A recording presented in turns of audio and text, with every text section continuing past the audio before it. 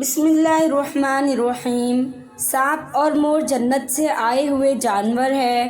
جنت میں گھومنے پھرنے اور کھانے پینے کو بہت کچھ تھا، لیکن جنت میں اکیلے اور تنہا ہونے کی وجہ سے حضرت آدم علیہ السلام اداس رہتے تھے، تو اللہ تعالیٰ نے حضرت آدم علیہ السلام کی بائی پسلی سے بی بی حوا کو پیدا کیا، اور اس طریقے سے حضرت آدم علیہ السلام بی بی حوا کا ساتھ پا کر خوش ہو گئے، اور وہ دونوں جنت میں خوش رہنے لگے۔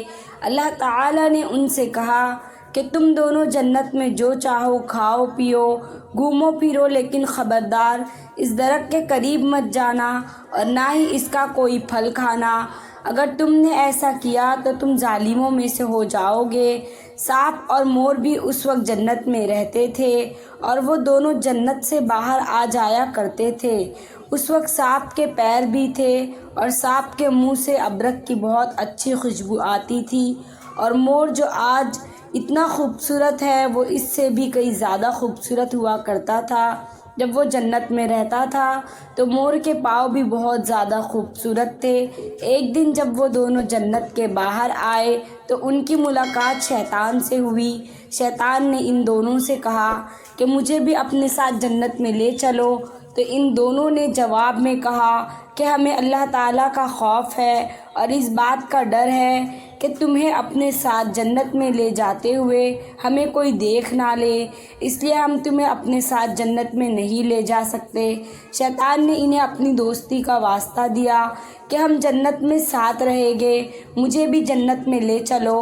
مور شیطان کو لے جانے کے لیے ہرگز تیار نہیں تھا، لیکن شیطان نے سانپ کو دائمی زندگی کا خواب دکھایا، جس پر وہ راضی ہو گیا، اور شیطان کو مشورہ دیا کہ تم میرے منہ میں بیٹھ جاؤ اور میں تمہیں جنت میں لے جا کر اگل دوں گا، اور اس طرح تمہیں کوئی دیکھ نہیں سکے گا۔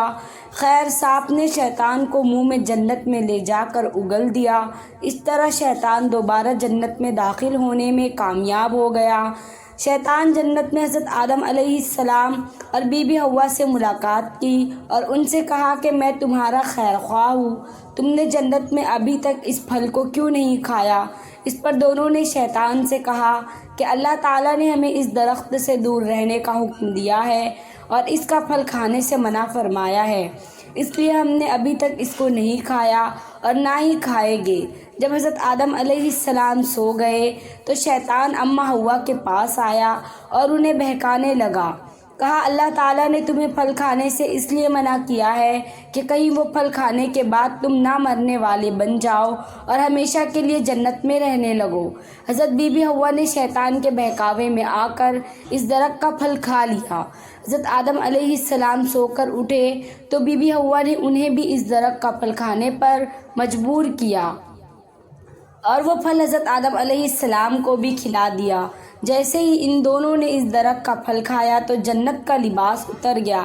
تبھی اللہ تعالیٰ نے ان سے کہا کہ میں نے تمہیں اس درخت کے پاس جانے سے اور اس کا پھل کھانے سے اسی لیے منع کیا تھا، لیکن تم دونوں نے میری بات نہ مان کر اور جنت کا پھل کھا کر اپنی جان پر ظلم کیا ہے۔ اس وقت حضرت آدم علیہ السلام اور بی بی حوا کو اپنی غلطی کا احساس ہو گیا، اور انہوں نے اللہ تعالیٰ سے اپنی غلطی کی معافی مانگی۔ اللہ تعالیٰ نے انہیں معاف فرما دیا اور ان دونوں کو جنت سے نکال کر زمین پر بھیج دیا، اور فرمایا کہ زمین پر ایک خاص وقت تک تمہارا ٹھکانہ ہے اور تم زمین پر رہو گے۔ اللہ تعالیٰ نے شیطان کو جنت میں لے کر آنے پر مور کی خوبصورتی چھین لی، اور جن پیروں سے وہ شیطان کو جنت میں لے کر آیا تھا انہیں بدصورت بنا دیا، اور جس سانپ نے مور شیطان کی مدد کرنے کا مشورہ دیا تھا، اللہ تعالیٰ نے اس کے منہ سے ابرک کی خوشبو چھین کر سانپ کے منہ میں زہر بھر دیا اور سانپ کی ٹانگیں چھین لی، اور مور سانپ کو جنت کی اس خوبصورت جگہ سے ہمیشہ کے لیے نکال دیا۔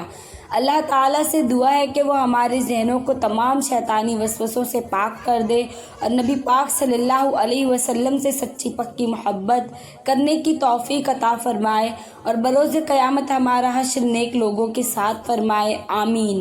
ناظرین، ویڈیو اچھی لگی تو لائک ضرور کیجیے گا اور چینل کو سبسکرائب کریں۔ شکریہ۔